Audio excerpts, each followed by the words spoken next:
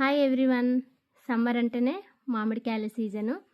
మామిడికాయలతో చాలా రకాల రెసిపీస్ చేయొచ్చు. మాకు మామిడికాయ చెట్టు ఉంది మా ఊళ్ళో.